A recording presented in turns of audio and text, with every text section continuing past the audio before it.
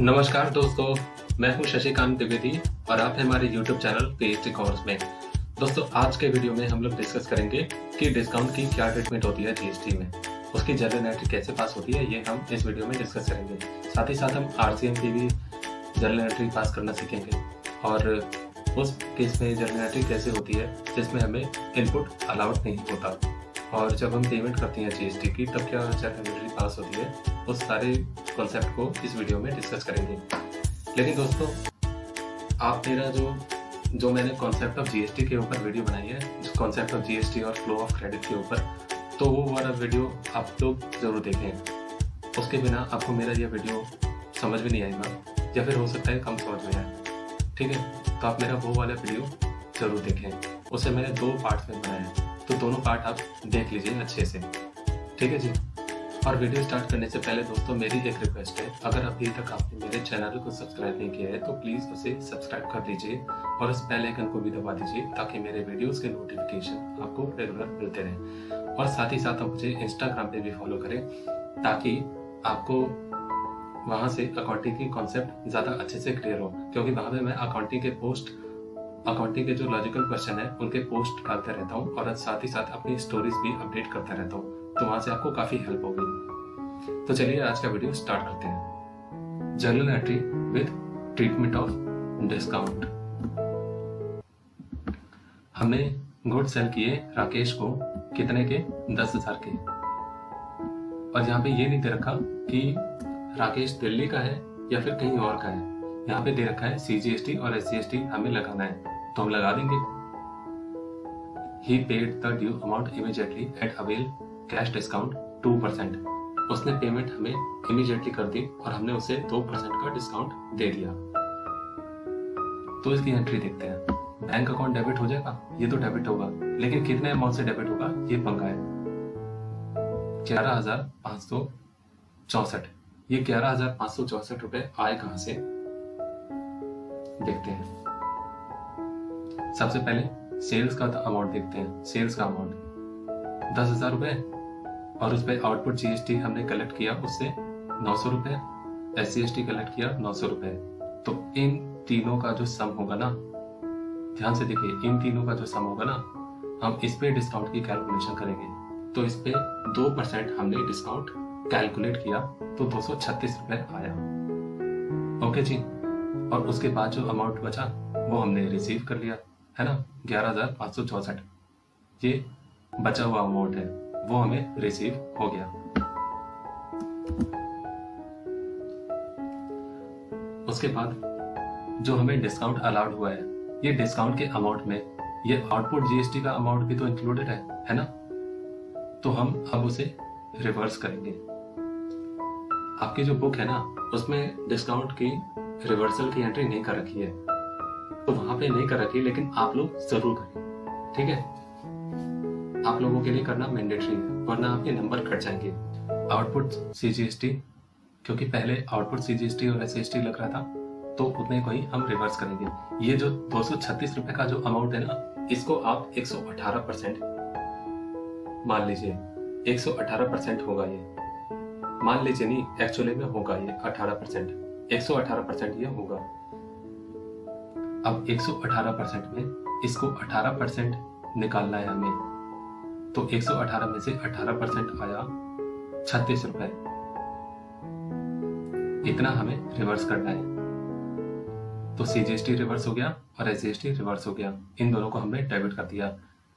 Simple सी बात है। यहाँ पे हमारी लायबिलिटी बन रही है, यहाँ पे हमें आउटपुट जीएसटी पे करना है तो हमारी लायबिलिटी बन रही है, और यहाँ पे हमें रिवर्स करना है तो रिवर्स करने से हमारी लायबिलिटी कम हो रही है, इसलिए डेबिट हो गया। ओके, आगे बढ़ते हैं।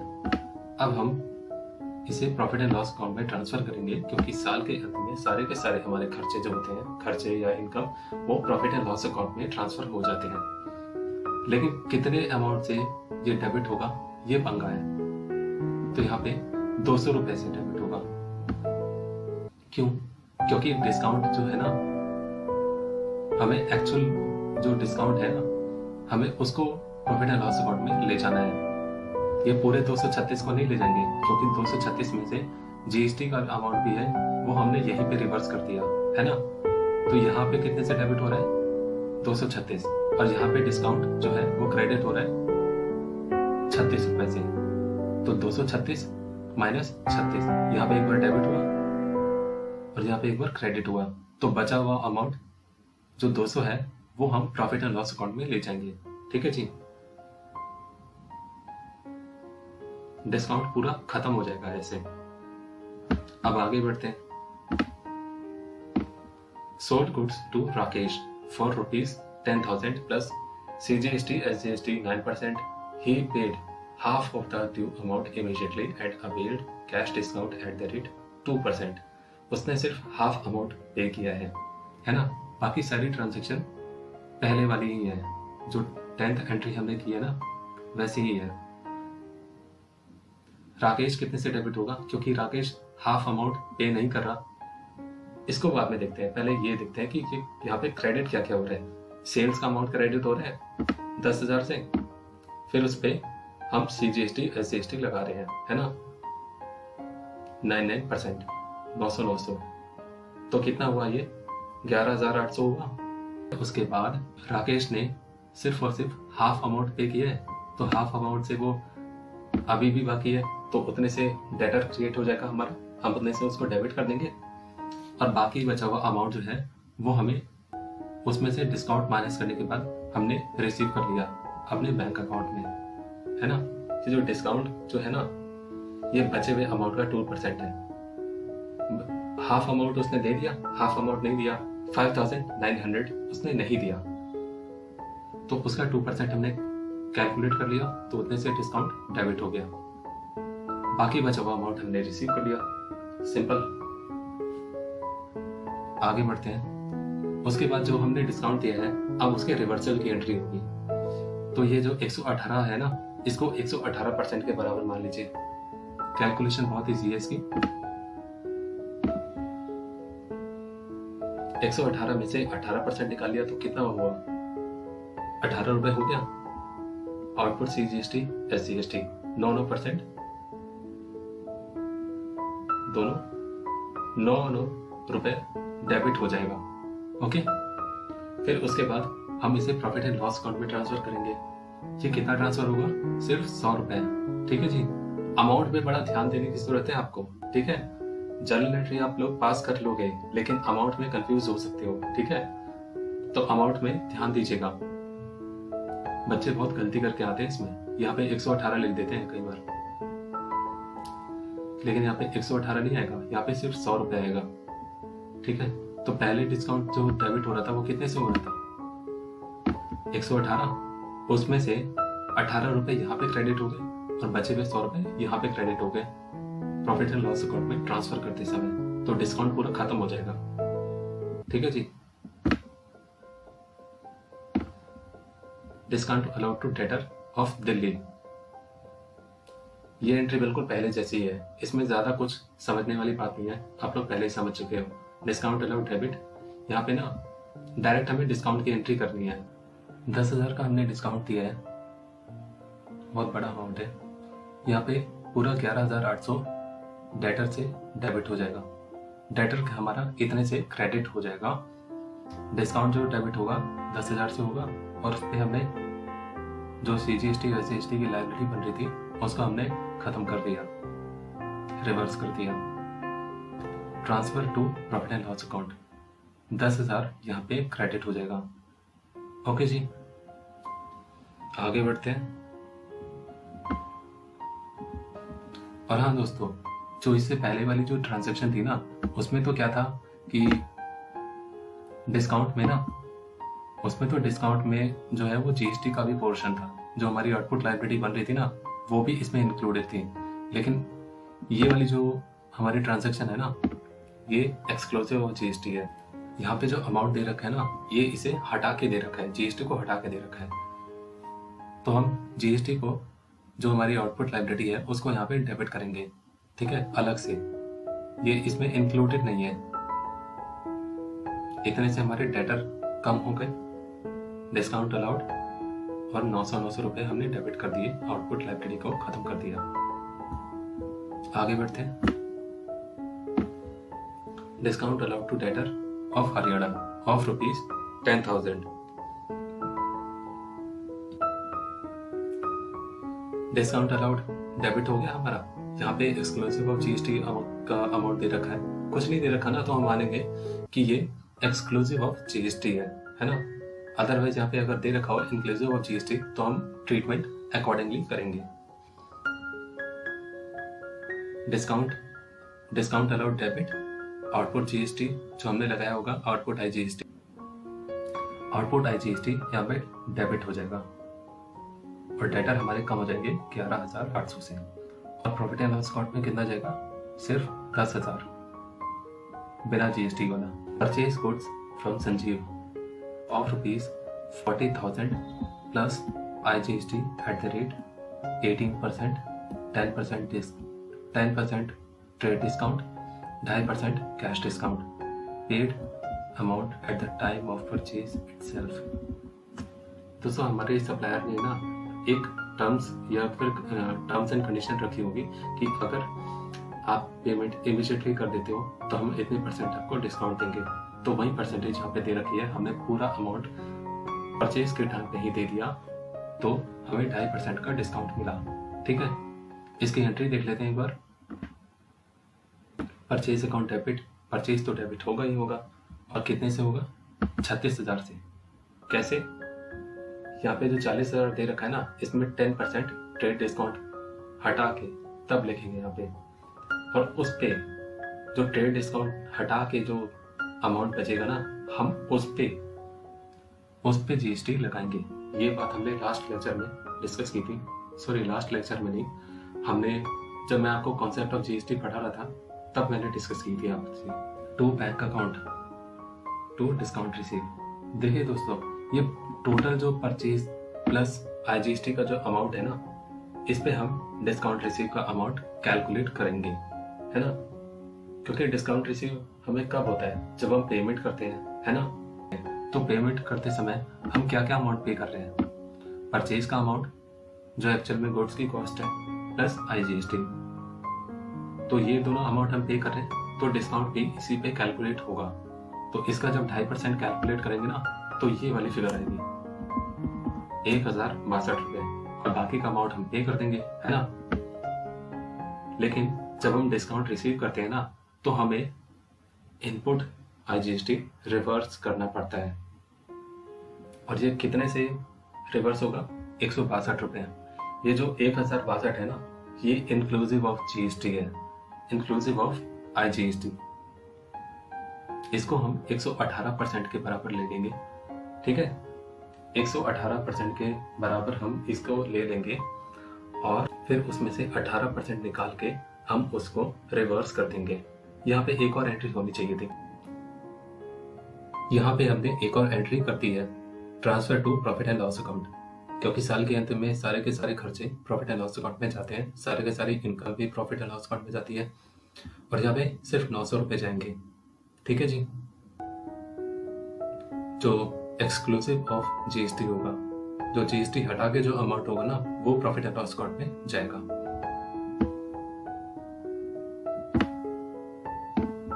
Purchase goods from Sanjeev for ₹40,000 plus IGST 18%, 10% trade discount, 3% cash discount, half of the amount paid at the time of purchase itself. हमने परचेज के टाइम पे सिर्फ हाफ अमाउंट पे किया है, हमें 3% का डिस्काउंट मिला है। ठीक है, 10% हमारा ट्रेड डिस्काउंट है, 18% आईजीएसटी लगेगा। परचेज कितने से डेबिट होगा? 36,000 से, क्योंकि 10% का ट्रेड डिस्काउंट है, उसे माइनस करके हम यहाँ पे लिख देंगे। फिर उस पर आईजीएसटी लगेगा, है ना। आईजीएसटी हमारा सप्लायर हमसे कलेक्ट करेगा 18%, इस पे 18% लगेगा 36,000 रुपये to Sanjeev account, to bank account, to discount receive. हमने सिर्फ हाफ अमाउंट पे किया है, तो हाफ अमाउंट से हमारा क्रेडिटर खड़ा हो जाएगा, है ना। संजीव को हम हाफ अमाउंट से क्रेडिट कर देंगे। किसका हाफ? इन दोनों की सम का हाफ। ठीक है, बाकी का अमाउंट हम पे करेंगे, और ये 637 का जो अमाउंट है ना, ये इन दोनों की सम पे एप्लीकेबल हुआ है। इन दोनों के सम पे हमने 3% अप्लाई करके यहाँ पे लिख दिया और बाकी का अमाउंट पे कर दिया 20,603 और हमने इनपुट IGST रिवर्स कर दिया। Discount receive account debit to input IGST, ठीक है। इसको हमने 118% के बराबर ले लिया, फिर उसमें से 18% निकाल के यहाँ पे लिख दिया। Okay, journal entry when input GST is not allowed. दोस्तों, जब हमें GST का इनपुट अलाउड नहीं होता उस केस में जर्नल एंट्री कैसे होती है वो देख लीजिए। बिजनेस प्रमोशन एक्सपेंसेस, अगर हम बिजनेस के प्रमोशन के लिए कोई एक्सपेंसेस पे करते हैं तो उस केस में हमें इनपुट नहीं अलाउड होता, ठीक है। हमें कौन कौन से केसेस में इनपुट अलाउड नहीं होता ये मैंने आपको उस वाले लेक्चर में बताया जिसमें मैंने कॉन्सेप्ट ऑफ GST को डिस्कस किया था, जिस कॉन्सेप्ट ऑफ GST को, फ्लो ऑफ क्रेडिट को डिस्कस किया था। उसका लिंक मैं आई बटन पे दे दूंगा, आप वहां से उसे देख लीजिएगा। कितना पे किया है हमने? 10,000 रुपये। जैसे आप लोग अकाउंटिंग एंट्री पहले जैसे पास करते हो ना, यहाँ पे कुछ भी इनपुट नहीं लगेगा, कुछ भी आउटपुट टैक्स लायबिलिटी हमारी नहीं होगी। सिंपल जैसे पहले की तरह जैसे हम एक्सपेंसेस की एंट्री करते हैं ना, ठीक वैसे ही करेंगे। क्योंकि हमारा जो सर्विस प्रोवाइडर जिससे हमने बिजनेस प्रमोशन की सर्विसेज ली है उसने तो हमसे GST कलेक्ट किया होगा ना, है ना। बस हमें इनपुट नहीं मिला, उसने तो कलेक्ट कर लिया लेकिन हमें इनपुट नहीं मिला, ठीक है जी। अब तक हम इनपुट लेते आ रहे थे, हमारा सप्लायर हमसे GST कलेक्ट कर रहा था, है ना, और हम इनपुट ले रहे थे। यहाँ पे हमारे सप्लायर ने हमसे GST कलेक्ट किया है लेकिन हमें इनपुट नहीं मिल रहा, ओके। तो वो हमारे लिए एक्सपेंसेस की तरह ट्रीट होगा, है ना। पूरा 118% हमारा डेबिट हो जाएगा और हमें पूरा पे करना पड़ेगा और हमें इनपुट कुछ नहीं मिलेगा। आपको समझ में आ गया?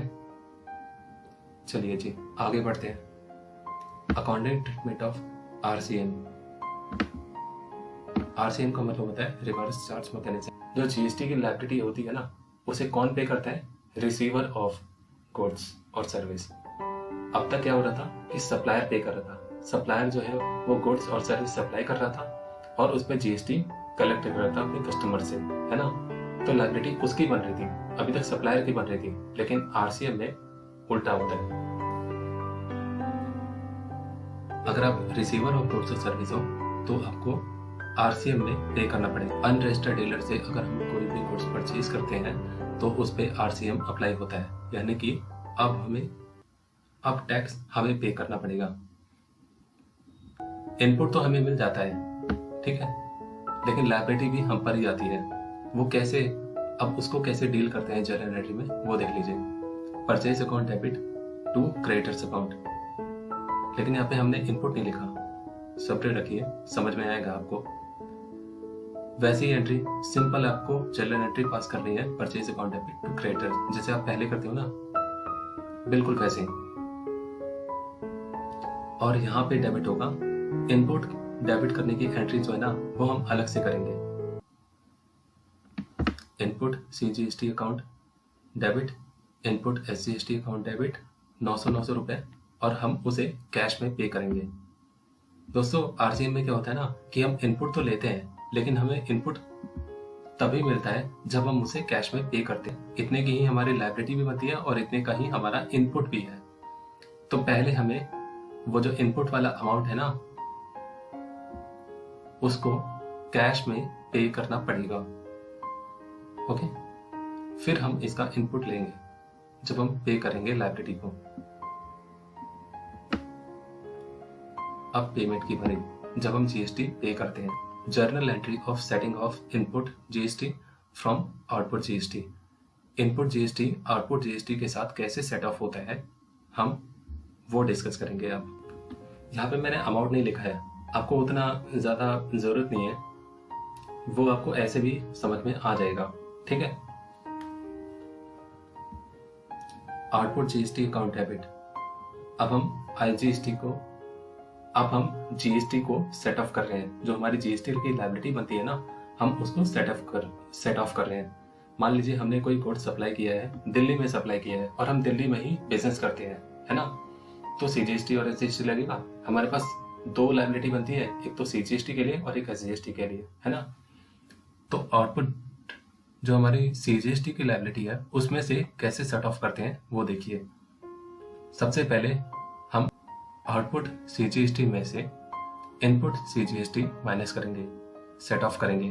फिर उसके बाद इनपुट IGST इसको सेट ऑफ करेंगे और उसके बाद जो बाकी की लायबिलिटी होगी उसे हम पे कर देंगे, ठीक है। Output SGST account debit. अब इसकी बारी, इस वाली लायबिलिटी को हम कैसे सेट ऑफ करेंगे। To input SGST, to input IGST और बाकी का बचा वो हमने पे कर दिया। अब हम अपनी IGST की लायबिलिटी कैसे सेट ऑफ कर रहे हैं वो देखिए। इसको हमने डेबिट कर दिया, लायबिलिटी को हम खत्म कर रहे हैं, तो ये डेबिट हो जाएगी। To input IGST account, to input CGST account, to input SGST account. हम इनपुट को भी खत्म कर रहे हैं, टू कैश। उसके बाद जो बचा वो हमने पे कर दिया। लेकिन दोस्तों इन तीनों एंट्री में ना एक लॉजिक मेरे को आपको बताना है।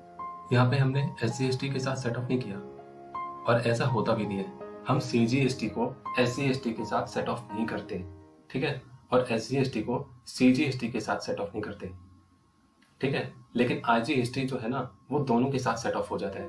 अगर हमारे पास CGST की लायबिलिटी है, CGST की आउटपुट लायबिलिटी है, तो उसको हम SGST के इनपुट के साथ सेट ऑफ नहीं करते। और अगर हमारे पास SGST की लायबिलिटी है, ठीक है, तो उसमें से हम CGST का इनपुट सेट ऑफ नहीं करेंगे। लेकिन अगर हमारे पास IGST की लायबिलिटी है, RGST की आउटपुट लायबिलिटी है हमारे पास, तो उसमें से हम तीनों सेट ऑफ कर सकते हैं। IGST का भी इनपुट सेट ऑफ कर सकते हैं, CGST का भी सेट ऑफ कर सकते हैं और SGST का भी इनपुट सेट ऑफ कर सकते हैं और बाकी का बचा हुआ हमें पे करना है, ठीक है। तो ये एंट्री जरा ध्यान से देखिएगा। तो दोस्तों आपको ये वीडियो कैसा लगा कमेंट बॉक्स में जरूर बताएं। अच्छा लगा तो इसे लाइक कीजिए और अपने फ्रेंड्स के साथ शेयर भी कीजिए। और thanks for watching the video till the end.